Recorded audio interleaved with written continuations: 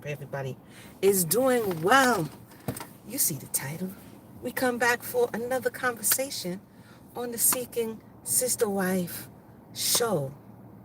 For those who are new, like and subscribe. You don't know, share your thoughts in the comments below. And if you didn't see my first 1 to 3, I put it all together commentary, you can go and check that out a few videos ago. But I wanted to, at first I said I was going to wait. I was going to wait till a few more episodes build up.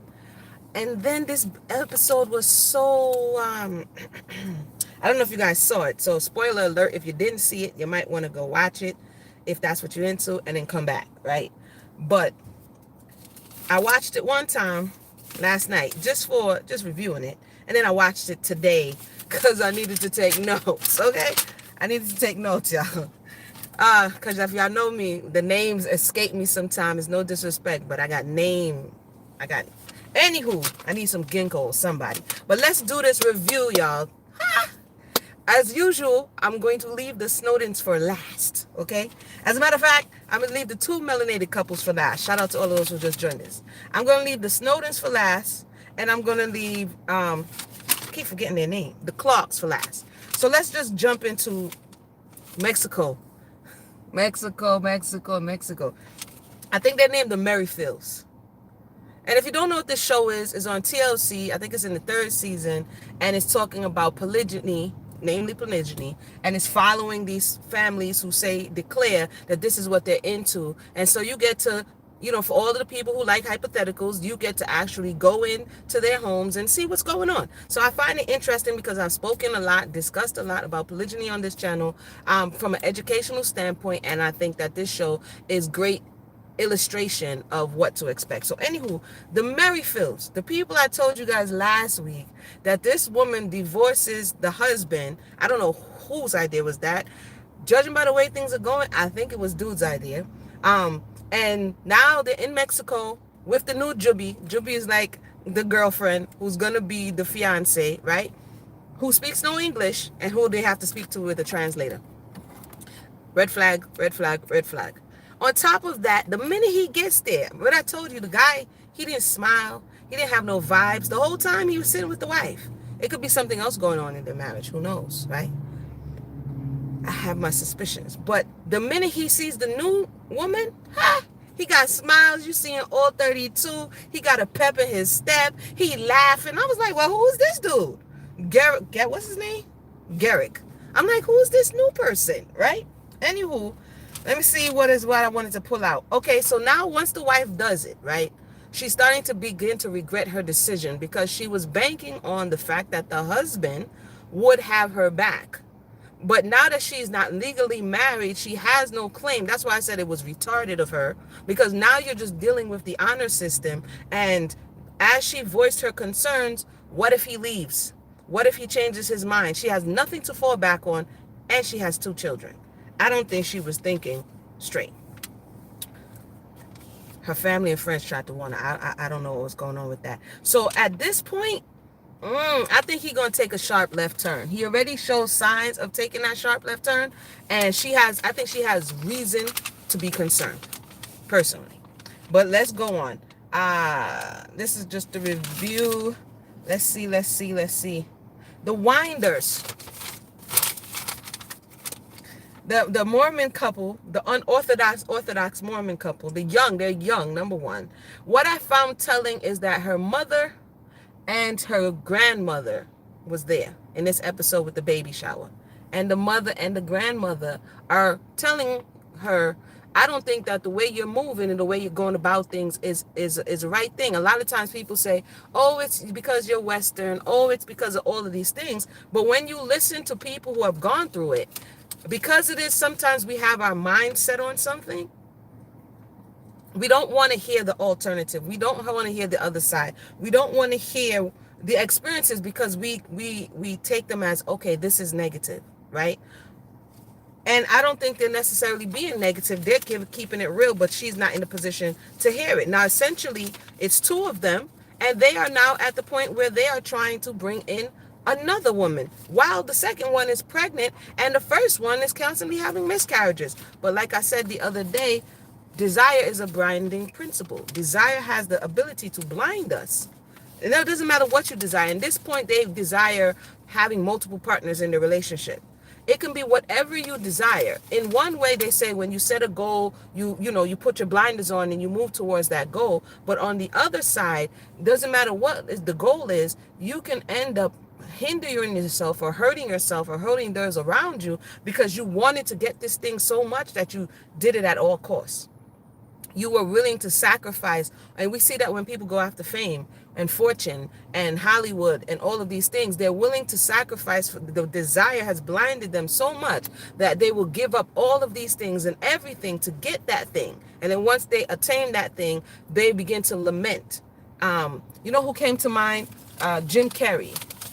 Jim Carrey came to mind as later on you see him talking about battling with depression and drawing away from the limelight and painting all of these very interesting looking paintings. You see a lot of these celebrities who gave it all to achieve something, who eventually regretted all of the things that they actually gave up and why they gave it up. So this is no different. It's just something to take a look at.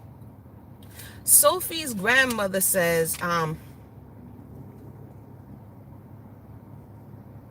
she said it was hard, the institution of polygyny. So this is someone who lived it. She chose it in her adulthood. That's what she said. And she said even in her choosing this path, it was difficult. So for those people who be like, it's just easy and everything is great and da-da-da-da.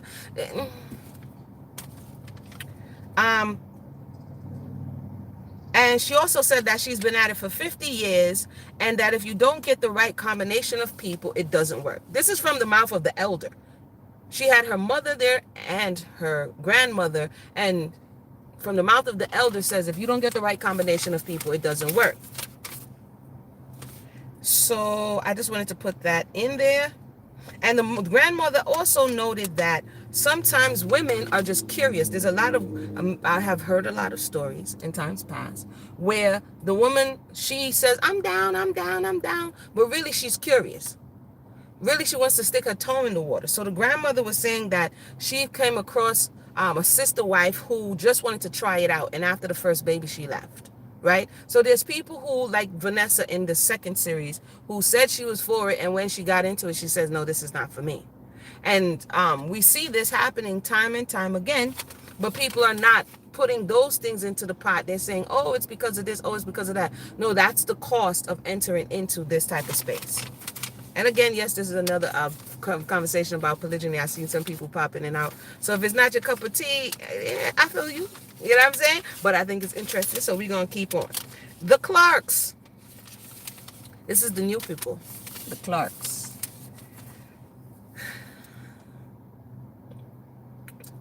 I use Solonomics, right? And for those who do, Solonomics is available. I really don't pub it with like I should. At the-soul-center.com, you will find the Solonomics course. I'll put the link in the box. And I use the system that I have used over the years to sort through and learn about trauma and issues and emotions and all of these things to begin to heal myself. Those are the things, that's the lens by which I view a lot of what I'm looking at.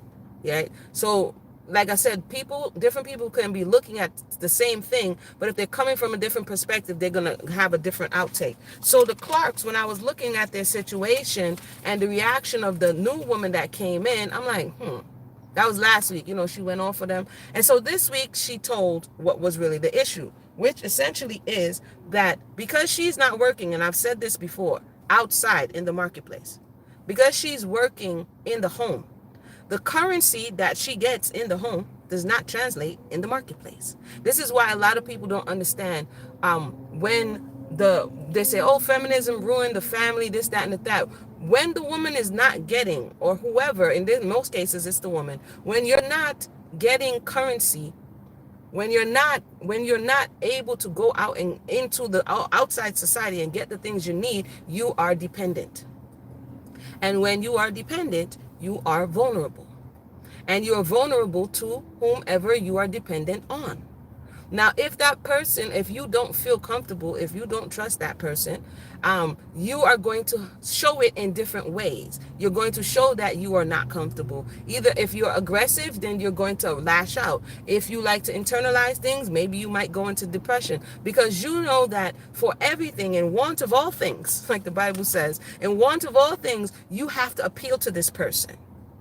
And so a lot of the time, submission comes in where this person is your provider, so you have to submit to that person. When you go out into the workplace, you have to submit an application to the employer, right? You have to submit, go under this employer, seeking for them to give you the resources that you need to sustain yourself. You have to submit timesheets. You have to submit reports to who? The person who's in charge. Right? The difference is when you do it outside, you can see tangible results for your submission. You can see, I did this amount of work, I deserve this amount of compensation. But when you're in an internal situation, in a domestic situation, in the home, right? This is what's her name? Kay? Her issue is she's in the home, and the question was that my work is not as much valued as your work. And so because of this, she felt vulnerable. This is what I'm getting from her kicking off. And so she went to go and look for outside employment. And the contention now between the wife and the husband is that now you don't have the time to spend with us because you are now chasing the dollar. And her reply is, well, she didn't say it to them, but she said it in another space. Essentially, if things go wrong, I don't even want to lie on here. She said, realistically speaking, if things don't work out, I don't want to be in a position where I have nothing. So the sacrifice that people often make, mostly women, but sometimes men, to be the one at home, to be the caretaker, to look out for the children, to look out for the home, right? Yes, it pays off if you're doing it with a good intention. It pays off in the children. It pays off in the wellness of the home. But it doesn't pay off when you need to go outside and pay your phone bill, or when you need to just get you some whatever it is that you need to get. Right? If it's $1, if you're not making money, you have to ask the person for $1, or you have to ask the person for whatever it is you need. And as an adult who may have had and in another space and time, the ability to get what they need for themselves, it is difficult. So sometimes I know things make good for reality TV. It's great for reality TV, but this is the stuff that happens in our very lives all the time. So just watching it for entertainment for me, it's like, wow, how can I identify where may be some of the issues that people are not able to necessarily say what they need to say, but they're saying it. You know what I'm saying? So eventually, she was able to say what she needed to say, that this is my concern. My concern is that my job is not valued as much as your job, because it's like having real world money versus Chuck E. Cheese money. Somebody may be in the house like, oh, you did a good job. Oh, I like the way you cleaned the floor. Oh, the children are looking good. Like, in this world, that's Chuck E. Cheese money. Because I can't go outside with that. What I'm going to do?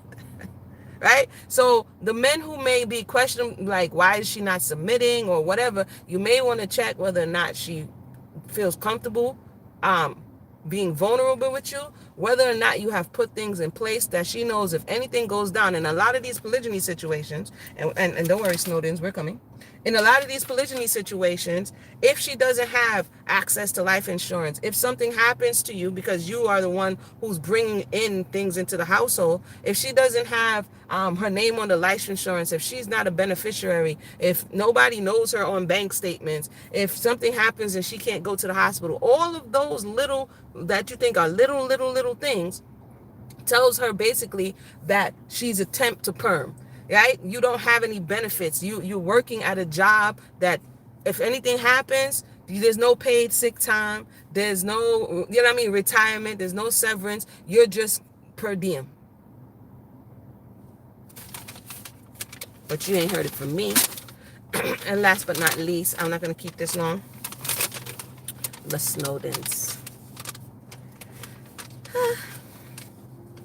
I find their case particularly interesting only because they've been amongst us the longest.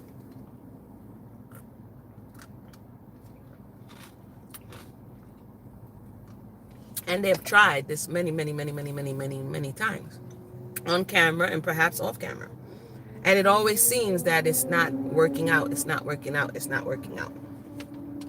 This time, they're not only trying it with one woman, they're trying it with two. I said last week that some of my concerns just watching them is how many women they're willing to introduce to their children, and how this affects, especially they're under like 7 years old, 8 years old, and you see like two, and the children in particular have this very clingy attachment style, right? Especially the middle one. It looks like the middle one, that the women walk through the door and they cling on to them, and then the woman disappears, and then another woman walks in the door and they cling on to them. When we are young, from ages 0 to 7, right, this is where we're developing a lot of the subconscious things that then drive us and direct us when we get older.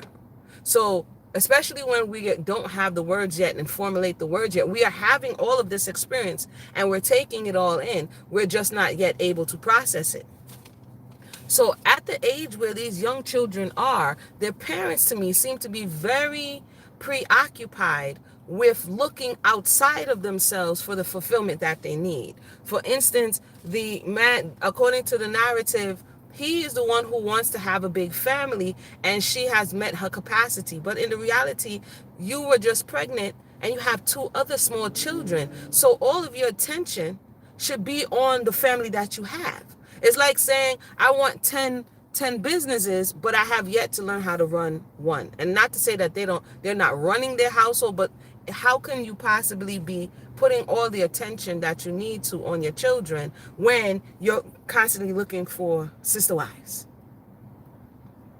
So with each engagement, with each interaction, the children who don't have the words, they don't have the wherewithal, they don't understand, they get sucked in and pushed out, sucked in and pushed out. What's that going to create for them is attachment issues, especially in the female space. And when I went back and remembered,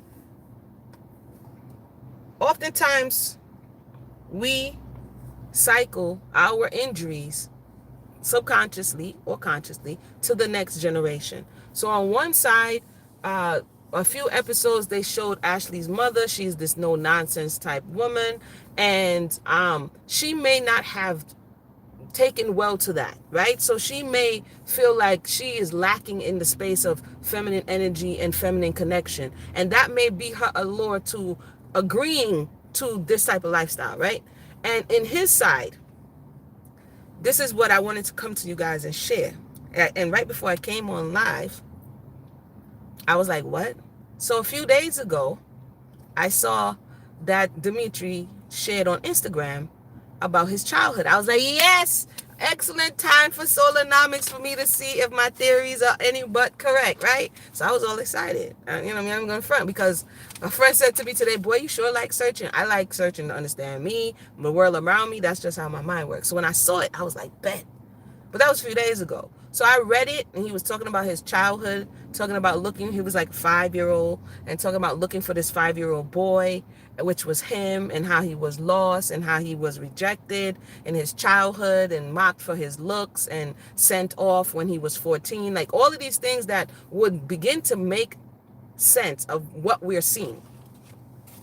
So I was going to go today to go back so I can read to you verbatim. I don't like, I kind of like sticking to the script.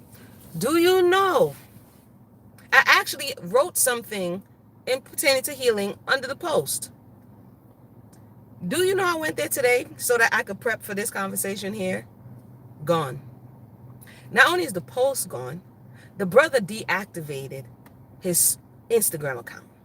I'm like, in the middle of a show launching, in the middle of everything that's going on, what would push you to the place? And I know the internet could be savage, but to push you to the place to deactivate your Instagram. And that told me that confession, that coming to that realization that some of this may be part to the experience, and wanting all this feminine energy around to validate the person, to validate who they are.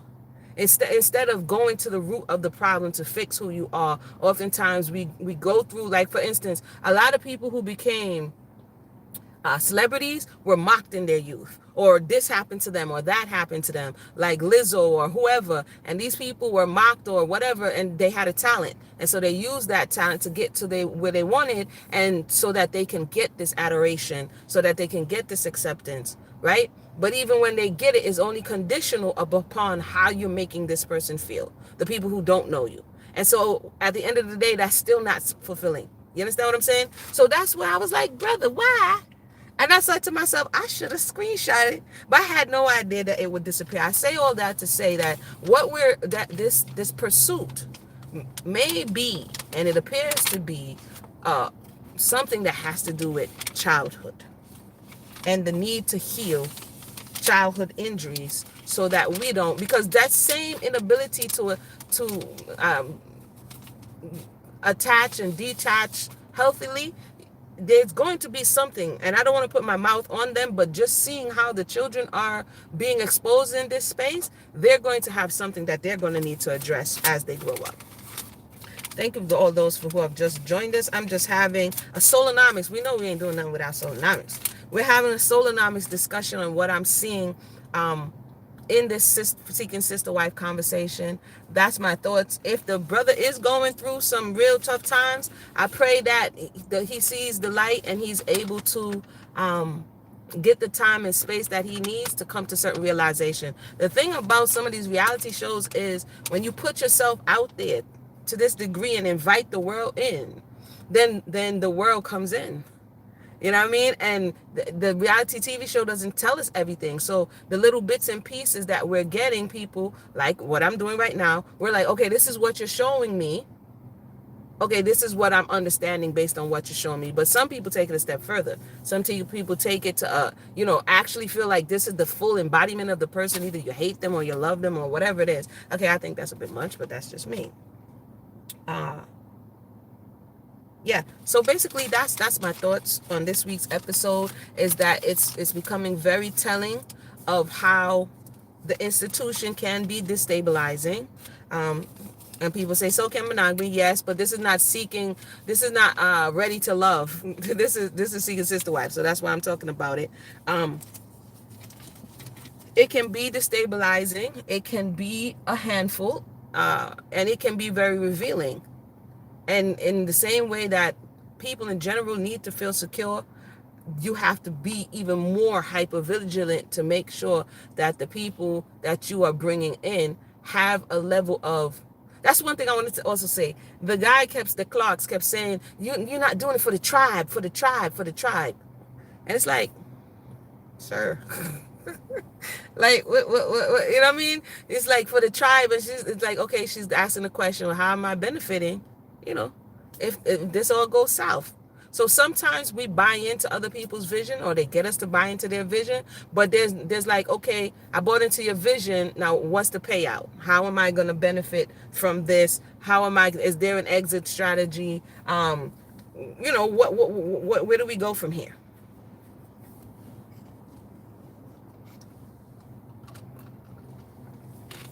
Anywho, I'll let you guys know. What else? That's next week Monday. If you haven't seen, go ahead and check it out and let me know your thoughts. If you had this experience, feel free to share below. If you had not and you're on the fence and you have questions, feel free to drop it in the box below. People come through all the time and they may be able to help you. I saw one sister the other day said that the husband, I believe, was trying to convince her or to trick her. And that's what happens. Oftentimes when coming into this relationship strategy, people have their sales pitches, right? And that's what we see a lot of on YouTube. It's a sales pitch because they're looking for you to invest or to buy in to my thought process or my institution. So the sales strategy is always going to go show you all of the benefits. It's like the prescription drug medication on the TV. It's all, this is going to happen, but then there's all these things behind the scene. And oftentimes emotions are used to manipulate the person who may not be so gun-ho about it. So that's also something to be aware of. And if you have to manipulate somebody or cajole somebody or do whatever you need for somebody to buy in, it's going to be a problem on the back end, because they're going to have buyer's remorse. It's like you go into the car dealership, you were just looking around, some slick talking salesperson convinced you to buy the car, and now you have buyer's remorse. But in this kitchen situation, the person with the buyer's remorse is actually in the relationship. So not only do they have buyer's remorse, they're going to make your life a living Hades, because you're the one who encouraged them to come in. They're going to hold you responsible and accountable. All right? So thank everybody for tuning in. Hope you enjoyed. We'll talk again soon. I hope I didn't miss any of your thing, because I don't see it on the screen. But we'll talk again.